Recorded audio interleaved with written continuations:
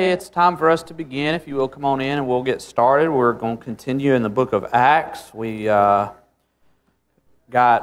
a little more than halfway through with Acts chapter 9 last week.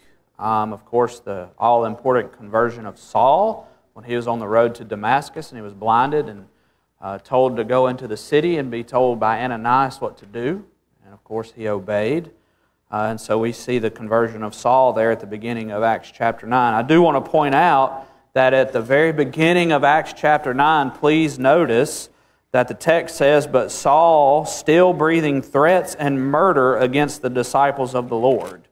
And then in the very last verse that was covered last week, notice the change.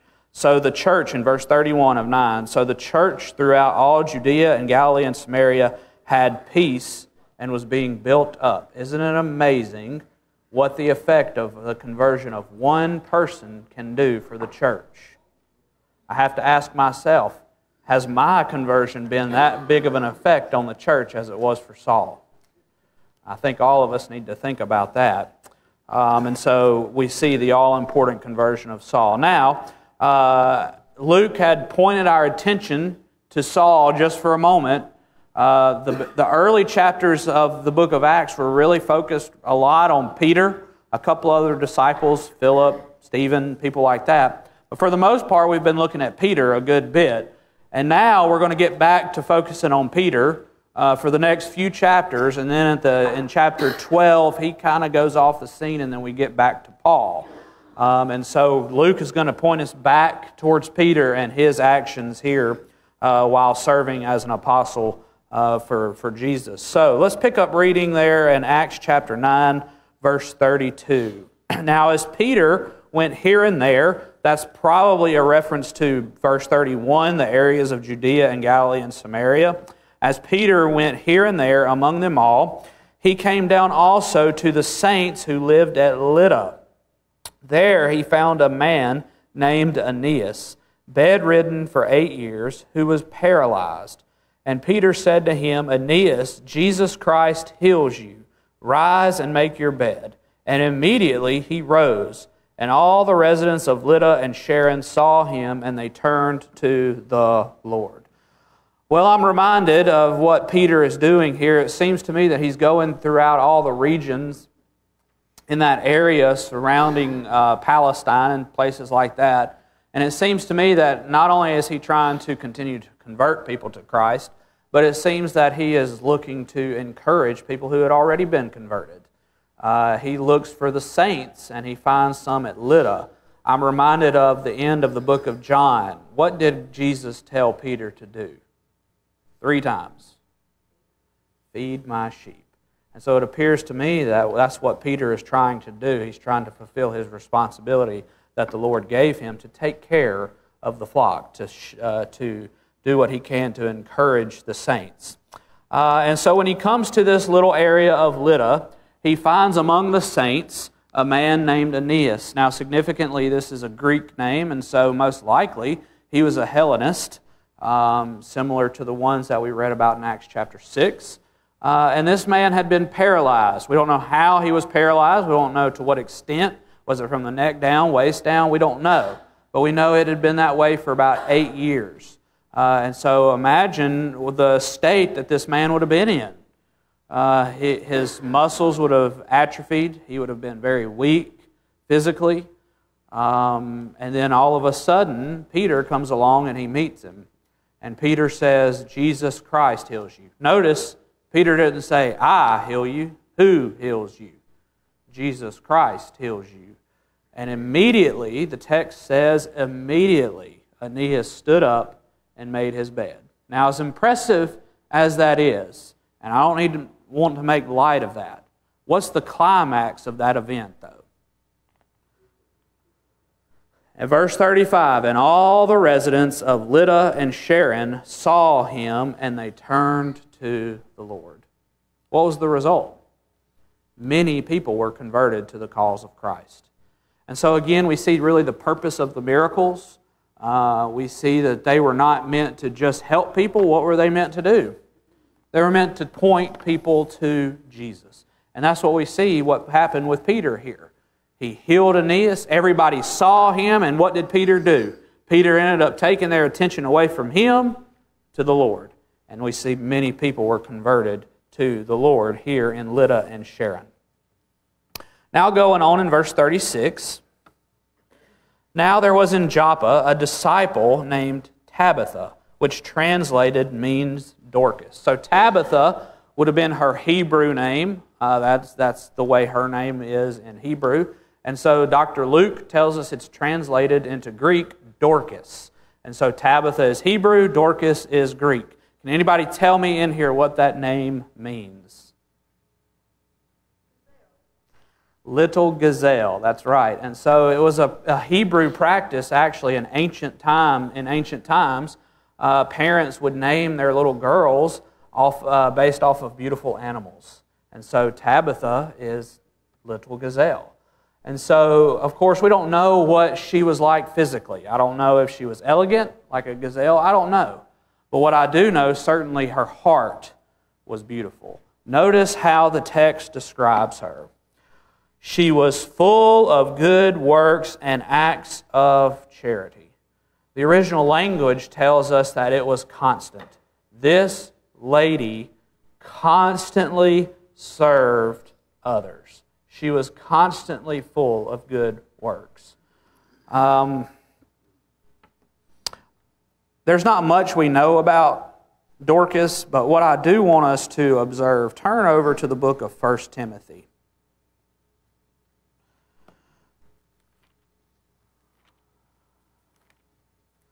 1 Timothy chapter 2. I don't have this in your notes. Starting in verse 9, Paul, the apostle, says, likewise, also that women should adorn themselves in respectable apparel, with modesty and self-control, not with braided hair and gold or pearls or costly attire, but with what is proper for women who profess godliness with good works. So it seems to me that Tabitha here is really paving the way for the description of a godly woman that Paul would later describe to Timothy. I am so thankful for the women that I know in my life, particularly, of course, my mother, my grandmother. Of course, I'm married to one who fit this bill. They're not worried about the outward appearance that Paul was describing there in 1 Timothy 2. What are they most concerned about? The inside, being full of good works. And so we see Tabitha is certainly a great example of that.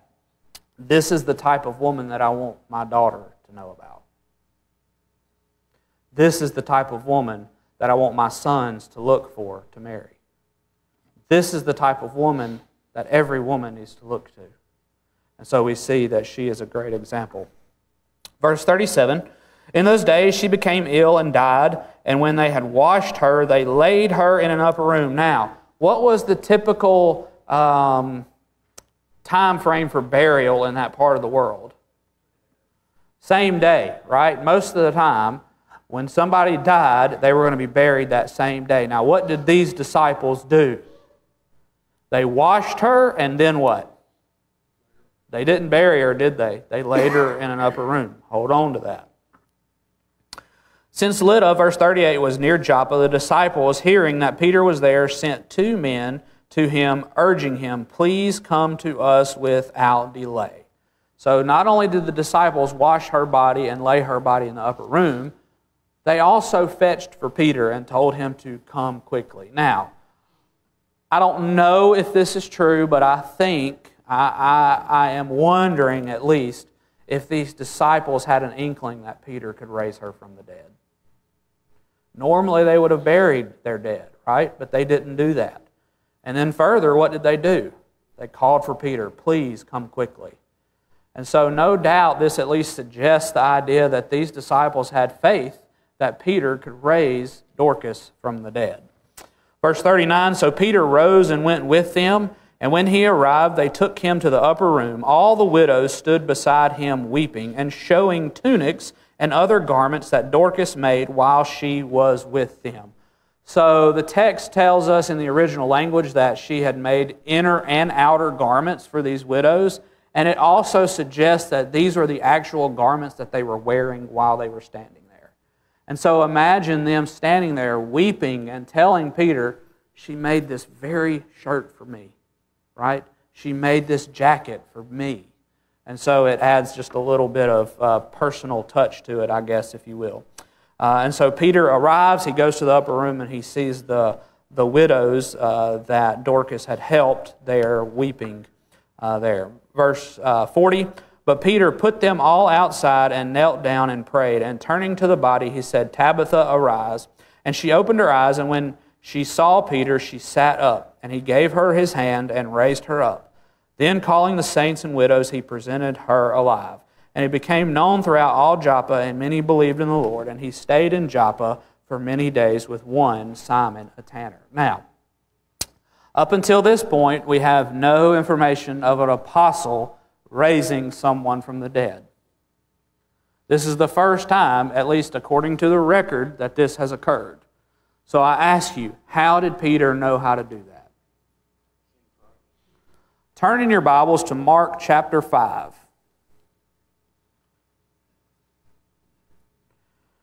We're going to be familiar with this. This is going to be the account when Jairus comes and he is seeking the help of... Am I in the right place?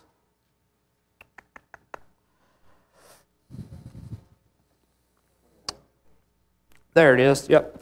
So Jairus comes and he's seeking the help of Christ. Why? His daughter is very ill, right? And so he finds the Lord and he says, please come and help my daughter. And on the way, Christ is stopped by other people that need his help, right? And so Christ, of course, being the all-compassionate Lord that he is, he helps them too. And so during that meantime, a servant from Jairus' household comes and finds them and says, no need to come. The child has already died.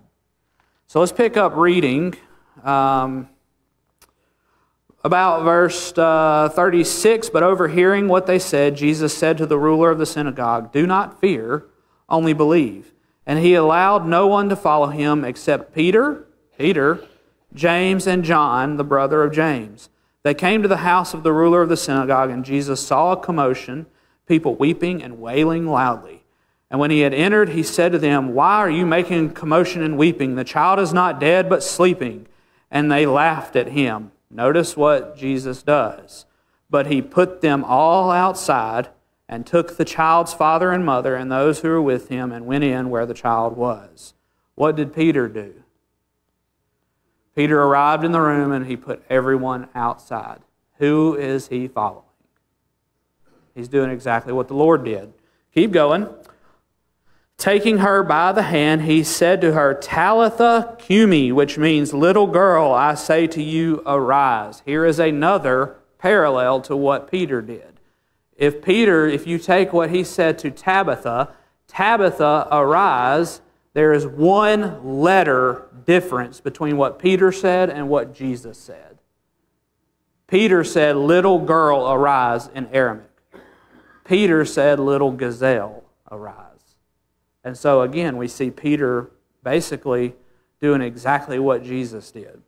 And immediately the girl got up and began walking, for she was 12 years of age, and they were immediately overcome with amazement. Now here's one difference. Look at verse 43 of Mark chapter 5. And he strictly charged them that no one should know this and told them to give her something to eat. Now, by the time that we get to the book of Acts, what's the biggest difference? Peter brought in all the saints and all the widows and made sure that everyone heard about what he had done through the power of Jesus. And notice, again, what is the climax of this event? Verse 42, and it became known throughout all Joppa, and many believed in the Lord. So again, we see the purpose of the miracles were to point people towards Jesus. Now, significantly, before we get into chapter 10, Peter stays at the house of a man named Simon, who was a tanner. He was a leather worker. This was considered an unclean position, ritually speaking. So by Peter staying at this man's house, he would have been considered ritually unclean. Of course, this is kind of preparing us for the events that are going to happen now in Acts chapter 10. So, as we get into Acts chapter 10, I don't know if we can overstate the importance of this chapter and what happens here. You and I are sitting here this day able to be a part of the body of Christ because of the events that happen in Acts chapter 10. And so I think all of us should pay very close attention to what happens here in this chapter. So, Acts chapter 10, verse 1. At Caesarea, there was a man named Cornelius, a centurion of what was known as the Italian cohort. Now, a centurion was basically a commander, if you will, and he was in charge of how many soldiers? Centa. How many? 100, right. And a cohort usually would have been a group of soldiers anywhere from 600 to 1,000. And so he was a part of this Italian cohort. They were from Italy, and he was in charge of 100 different men. Notice how the text continues to describe him in verse 2. A devout man who feared God with all his household, he gave alms generously to the people and prayed continually to God. The text paints Cornelius, the centurion, in a very good light. As a matter of fact, there are, I think, 5 or 6 other centurions that we read about in the New Testament, all of which are painted in good light. But I think Cornelius stands above the rest. The first way that he is described is he is a devout man. We have seen this word once before. Can anybody tell me where? In the book of Acts. What kind of people were gathered there in Acts chapter 2? Devout people from all the nations. And so God used devout people in Acts chapter 2 to begin the church, and now He's going to use a devout person to bring the Gentiles into the church. And then he's described as a man who feared God. Now this is, of course, the idea of a respectful fear, somebody who had great awe and reverence for God, but it's also a descriptive of a type of a person during this time. So basically you had Jews and Gentiles, and in between them, sometimes you had a Gentile that converted to Judaism. They were called what? Proselyte. Imagine if you have a Gentile who observes a lot of the customs of the Jews, who believes in the one true God, but has not been converted all the way to Judaism. Guess what they were called? God-fearers. And so we see that Cornelius is a God-fearer. He believes in the one true God. He does a lot of the things. He worships God. He prays to God. All these different things, but he had not been proselyted yet. And so this is the type of person that we are talking about here. Notice that he feared God with who? With all of his household. Our dads in here, all of us need to underline that. He was a great dad. It was not just him that worshiped God and prayed to God. Who else was it? It was all of his household. Then notice he gave alms generously to the people. He was a generous man that helped not just Gentiles, but he also helped Jews. We'll see that later. And he prayed continually to God. Now in verse 3, we see about one of these times that he was praying. Verse 3, it says, about the 9th hour of the day, which was when? About 3 o'clock in the afternoon, which significantly that was an hour of prayer under the Jewish system. And so you see again that he is observing some of the customs of the Jews. He is in an hour of prayer. About the 9th hour of the day, he saw clearly in a vision an angel of God come in and say to him, Cornelius. This was no mistaking. How did he see it? It was clear, right? It was clearly a vision. And so the angel addresses him by name, Cornelius. Verse 4, and he stared at him in terror and said, what is it, Lord? I do not think that Cornelius understood that he was necessarily speaking to God through an angel or to Jesus through an angel. When he says, what is it, Lord, that could have been just a respectful way of addressing the angel. It would have been us like saying, what is it, sir? Okay? Continuing on in verse 4, and he said to him, your prayers and your alms have ascended as a memorial before God. I find that very interesting, the way that the angel describes the way that God had heard the prayers and alms of Cornelius. He says they had ascended as a memorial before God. It's certainly language that is used in the Old Testament to speak of the sacrifices, right? The the incense arose into heaven, and it was received as a memorial, right? And so, in a sense, the angel is almost suggesting to Cornelius that his prayers and alms had somewhat had an effect on God, almost.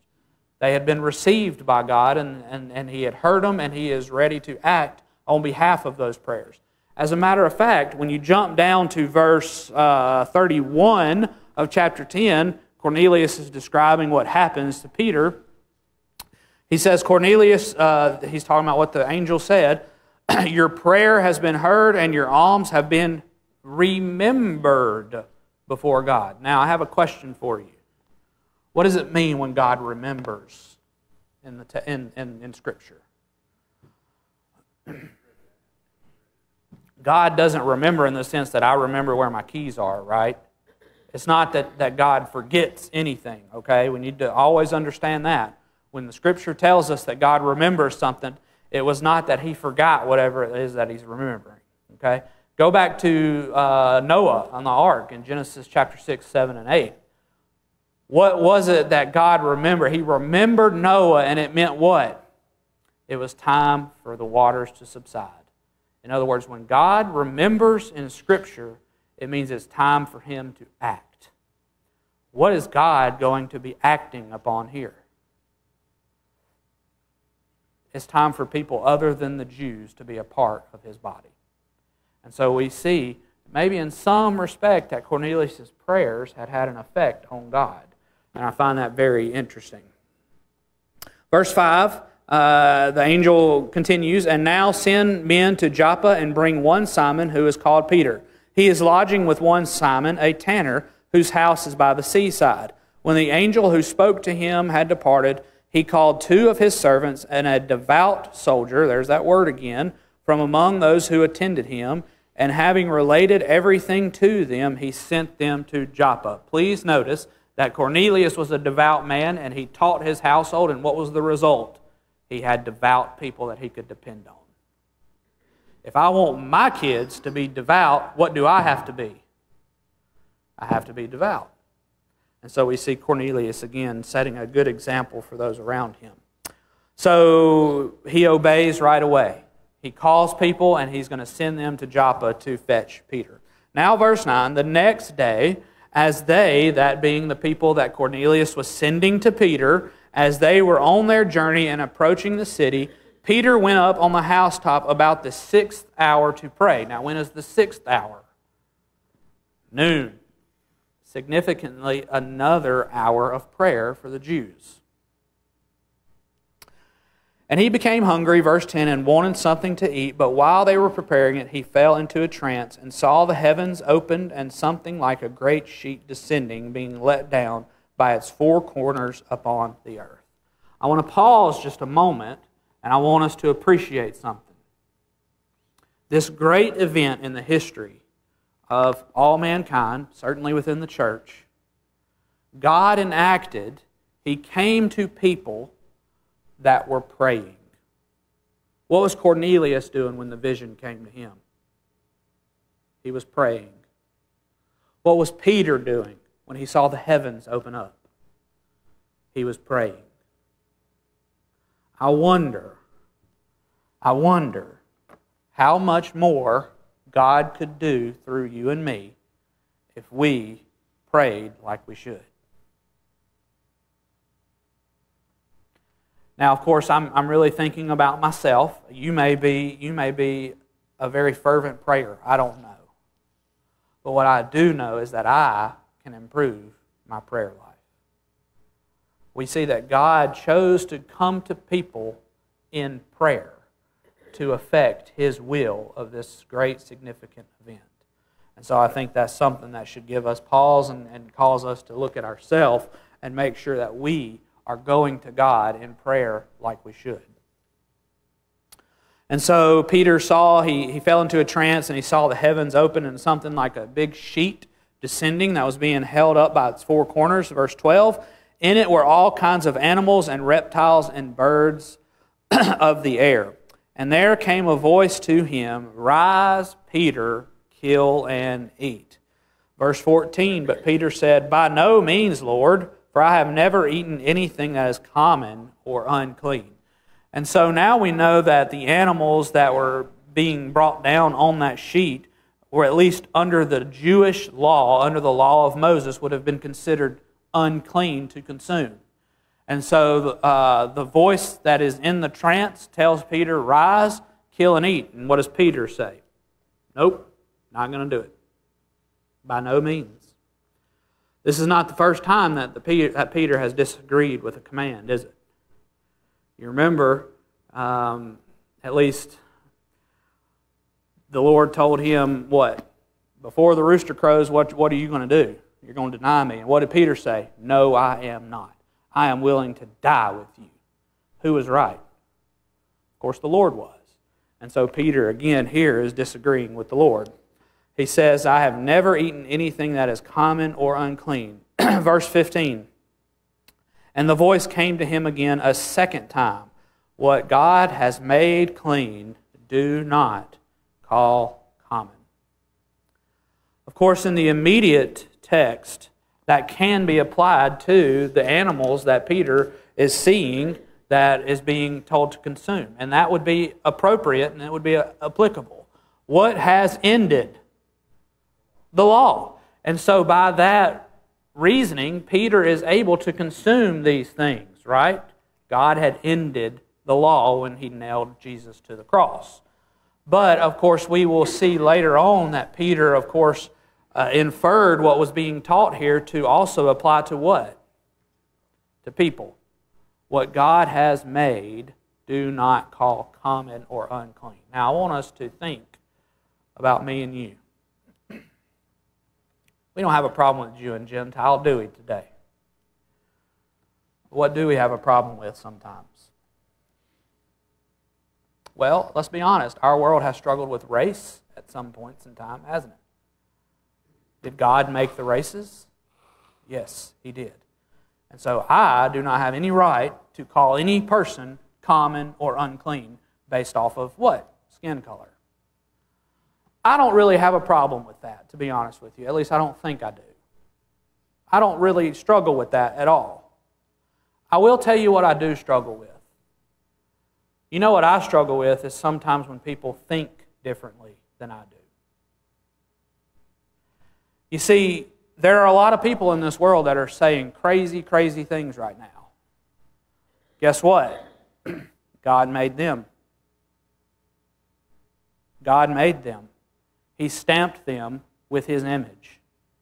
I cannot call them common or unclean. In other words, they have just as much right to hear the gospel as somebody who I agree with and love and want to see in heaven. You have people who don't claim to not understand the difference between a man and a woman. There's no such thing, right? How crazy is the world that we're living in? But guess what? As crazy as that person may be, guess what? I need to do all that I can to try to teach them the gospel. Why? Because God made them, and He stamped them with His image. I do not have a right to say, nope, I'm not even going to try. And so I don't know, maybe you're not like me, but I tend to struggle with that. People that think differently than I do. Guess what? They're not common and unclean. God made them. Verse 16, this happened 3 times, and the thing was taken up once to heaven. I find it very interesting that Peter had to be told 3 times what to do. This is not the first time that he's had to be told 3 times what to do. You go back to John 21, and we already mentioned it. What did Jesus say 3 times? Feed my sheep. Cornelius had to be told 1 time what to do, and he did it. Peter, the apostle, had to be told 3 times. I wonder, and this is just me thinking, are there people in the world that are more ready to obey the gospel than I am to tell them about it? Peter had to be told 3 times. Cornelius, the sinner, the person outside of a relationship with Christ, was ready to do it on command. How many people are out there right now that are just waiting to be told what to do? How many times is God going to have to tell me, go tell them about me? We don't need to wait around. We need to be told. We need to be telling people what needs to be done. Verse 17, now while Peter was inwardly perplexed as to what the vision that he had seen might mean, behold, the men who were sent by Cornelius, having made inquiry for Simon's house, stood at the gate. So Peter was inwardly perplexed. That is quite strong language. It even can carry the idea of being confused or even agitated, not quite agreeing with what he had heard. And so we see Peter, he's struggling with this. This was a huge change for the Apostle Peter. We need to appreciate that. This was something that he actually continued to struggle with. When you look over in Galatians chapter 2, why did Paul get in Peter's face? He was a hypocrite. He was okay with eating with the Gentiles for a little while until what? Other Jews came along, and then what happened? He withdrew himself from fellowshipping with the Gentiles. And so Paul got in his face and told him that that's not the way it should do. And so this was a huge change for not just Peter, but all the Jews. And so he would have been inwardly perplexed. He would have been wondering, what does this mean? What is the significance of this? And of course, you got to appreciate God's timing. Peter is wondering what's going on, and then what happens at the gate? The men that Cornelius had sent show up, and they're looking for Peter. Verse 18, and they called out to ask whether Simon, who was called Peter, was lodging there. And while Peter was pondering the vision, there you have the idea again, the Spirit said to him, behold, 3 men are looking for you. Rise and go down and accompany them without hesitation, for I have sent them. And Peter went down to the men and said, I am the one you are looking for. What is the reason for your coming? And they said, Cornelius, a centurion, an upright. Now we have a new characteristic of Cornelius. He is upright. This word carries the idea of being just, and so he's a fair man. That's a rarity for a Roman commander, isn't it? And so again, we see the great character that Cornelius was. He's upright and a God-fearing man who is well spoken of by the whole Jewish nation, was directed by a holy angel to send for you to come to his house and to hear what you have to say. That word for directed there, other translations have warned. The idea is that he was divinely directed. And so it suggests the idea that Cornelius understood that what he was doing was sending for someone who was going to tell them what God wanted him to do. And so he's divinely warned, and he's told to send for Peter to come to his house and to listen to hear what you have to say. Now, this was probably mentioned in Acts chapter 9 with Paul being on the road to Damascus. An angel has already appeared to Cornelius and told him, this is what you need to do. Why did he not tell him what he needed to do to be saved? Did the angel know what Cornelius needed to do to be saved? I think that probably stands to reason, yes. So why didn't he tell Cornelius what to do?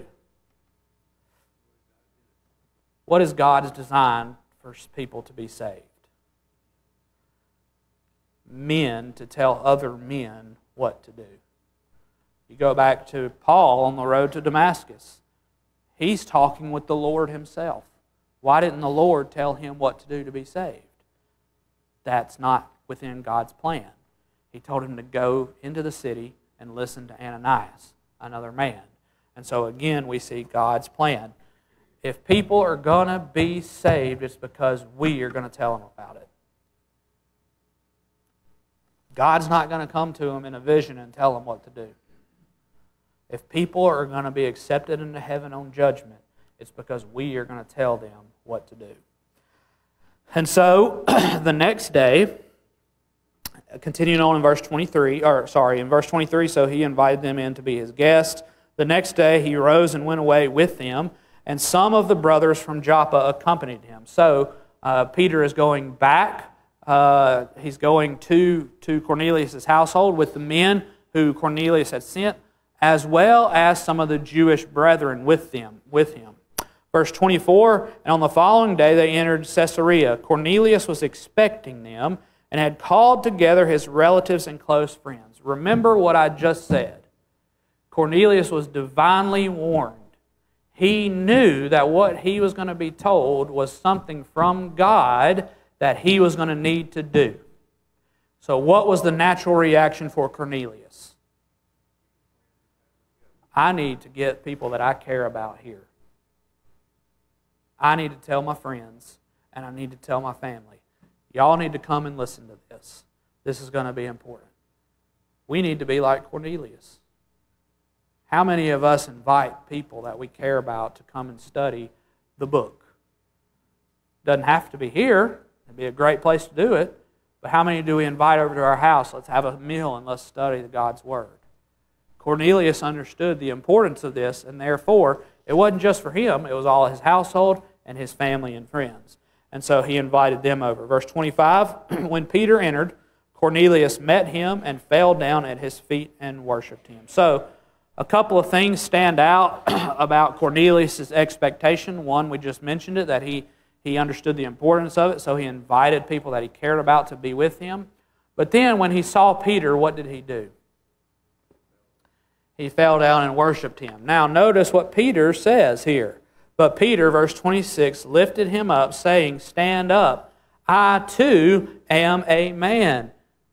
Significantly, there are two things that stand out to me. Number one, Peter did not accept worship because Peter is not divine. He understood that worship is really only intended to be for God. And so he didn't allow Cornelius to worship him. But number two, how did Peter see himself in relation to Cornelius? As equal. What did he say? I too am a man. So, despite Peter really kind of struggling with this idea, we see him beginning to at least accept this idea and understand what is being initiated by God. He says, so stand up, I too am a man. Verse 27, and as he talked with him, he went in and found many persons gathered. And he said to them, you yourselves know how unlawful it is for a Jew to associate with or to visit anyone of another nation, but God has shown me that I should not call any person common or unclean. Now, can anyone tell me where the law is under the Mosaic system that says a Jew cannot be with a Gentile?